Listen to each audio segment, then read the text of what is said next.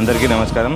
దేశభక్తి అంటే ఏంటి? ఒక చిన్న స్టోరీ చెప్తాను వినండి. అది 1921 కాశీలో జనాలకు మధ్య బ్రిటిష్ పోలీసుల మధ్య ఒక చిన్న యుద్ధ వాతావరణం జరుగుతుంది స్వాతంత్రం పోరాటం కోసం.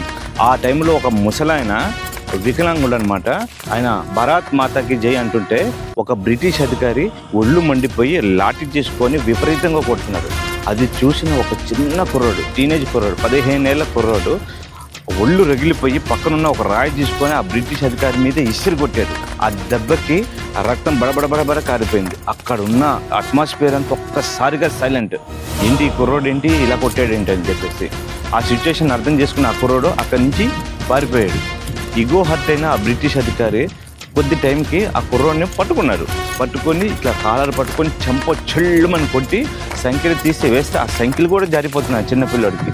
2 చేతులు కలిపి ఆ సంఖ్యలు బిగించేసి తీసుకెళ్ళి చీకటి రూమ్లో వేశారు. అప్పుడు కూడా బెదర్లా. ఆ తర్వాత అదే టైంకి విపరీతమైన చలి.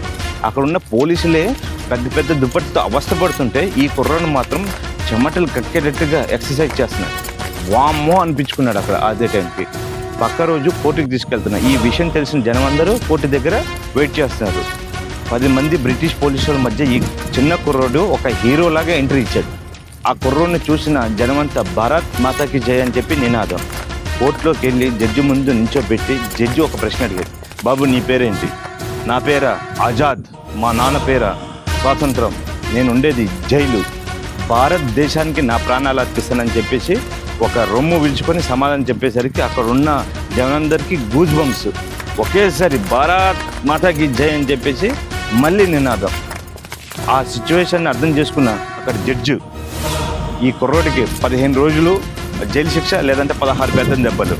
నాకు 15 రోజులు శిక్ష వద్దండి, 16 దెబ్బలకు నేను రెడీ అని చెప్పేసి జడ్జిమెంట్ని రిసీవ్ చేసుకున్నారు.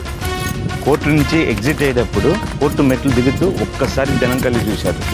విర్రెక్కిపోయారు జనమంతా. భారత్ మాతాకి జై, భారత్ మాతాకి జై అని చెప్పేసి ఒక్కొక్కరు విర్రవీగిపోయారు.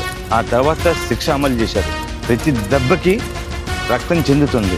అయినా కానీ భారత్ మాతాకి జై, వందే మాత్రం. చివరి దెబ్బ వచ్చేసరికి సొమ్మసిల్లిపోయి స్పృహ తప్పిపోయాడే కానీ కింద పడుతూ భారత్ మాతాకి జై అని చెప్పేసి నినాదం చేశారు. అది కదా దేశభక్తి.